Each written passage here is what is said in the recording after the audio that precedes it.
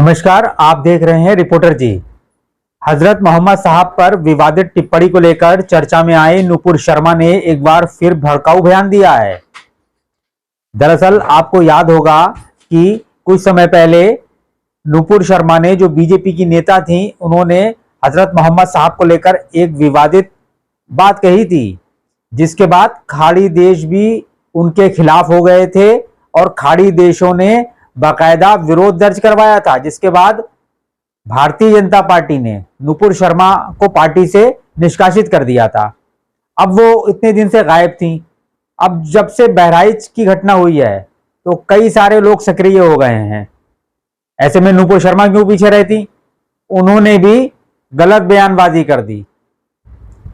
उन्होंने जो बहराइच जिस दिन घटना हुई थी, उस दिन राम गोपाल मिश्रा की मौत हुई थी, उसको लेकर उन्होंने जो कहा है, उन्होंने कहा कि राम गोपाल मिश्रा को 35 गोलियां मारी गईं, नाखून उखाड़ लिए गए, इसके साथ ही उसका पेट फाड़ दिया गया, वहीं उसकी आंखें भी निकाल ली गईं। इस तरह का ये नुपुर शर्मा ने बयान दिया है।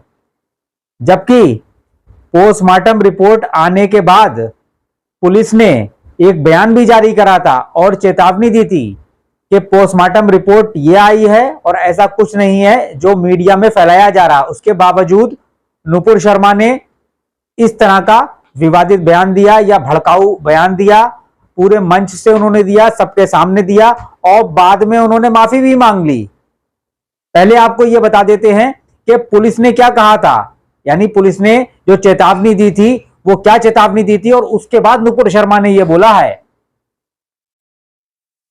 बहराइच पुलिस की तरफ से यह अपील की गई है कि दिनांक 13 अक्टूबर को कस्बा महाराजगंज, थाना हरदी, जनपद बहराइच में घटित घटना में एक हिंदू व्यक्ति की हत्या के संबंध में सोशल मीडिया में सांप्रदायिक स्वार्थ को बिगाड़ने के उद्देश्य से भ्रामक सूचना जैसे मृतक को करंट लगाना, तलवार से मारना एवं नाखून उखाड़ना आदि बातें फैलाई जा रही हैं, जिसमें कोई सच्चाई नहीं है। पोस्टमार्टम रिपोर्ट में मृत्यु का कारण गोली लगने से होना बताया गया है। इस घटना में एक व्यक्ति के अतिरिक्त किसी अन्य की मृत्यु नहीं हुई है। अतः आपसे अनुरोध है कि सांप्रदायिक स्वार्थ को बनाए रखने के लिए अफवाहों पर ध्यान ना दें व भ्रामक सूचनाओं को प्रसारित ना करें। तो देखा आपने, ये बहराइच पुलिस ने कहा था। जब पोस्टमार्टम रिपोर्ट आई नहीं थी, उसके बाद कई सारे न्यूज चैनल कुछ तरह की बातें चला रहे थे कि नाखून उखाड़ लिए गए।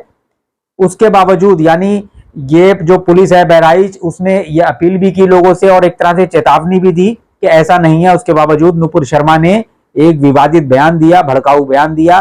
क्या बयान दिया है वो मैं आपको सुनवा देता हूं। 35 गोलियां, नाखून उखाड़ दिए, पेट फाड़ दिया, आंख निकाल ली। क्यों? दोबारा पूछूंगी, क्या झंडा हटाने के लिए हमारे देश का कानून किसी की निर्मम हत्या करने की अनुमति देता है क्या? ये बहुत आम बात हो रही है। अपने से आगे सोचना पड़ेगा। देश के बारे में सोचिए, पहला। सनातन समाज के बारे में सोचिए, दूसरा। बहुत लोग घूमते फिर रहे हैं गलियों में कहते हुए कि सनातन को देख। तो सुना आपने, तो ये इन्होंने बयान दिया और उसके थोड़ी ही देर के बाद ये बैकफुट पर आ गई। यानी चर्चा में रहने के लिए इन्होंने ऐसा लगता है कि जानबूझकर, क्योंकि इतनी बड़ी नेता हैं, इतनी जागरूक हैं, उसके बावजूद इन्हें पोस्टमार्टम रिपोर्ट का नहीं पता चला।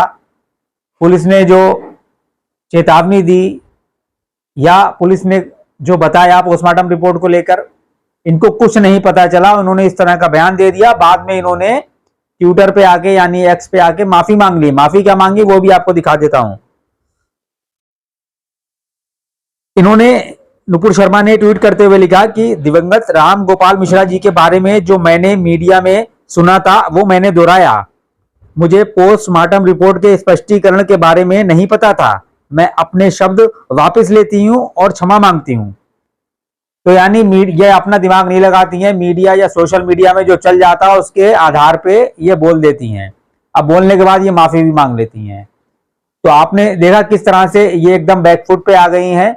मीडिया में आपने देखा होगा, अभी कुछ न्यूज चैनल जो पोस्टमार्टम रिपोर्ट थी आई नहीं थी, उसके बावजूद खबरें जिस तरह से चलाई जा रही थी, एक तरह से भड़काने वाली खबरें थी कि एक वर्ग को भड़काया जाए कि ऐसे ऐसे मारा गया है और कितनी क्रूरता के साथ मारा गया है दूसरे धर्म के लोगों ने, वही काम इन्होंने किया। अपना काम करने के बाद थोड़ी देर में इन्होंने माफी मांग ली। आपको ये हमारा प्रोग्राम कैसा लगा हमें बताइएगा। नमस्कार।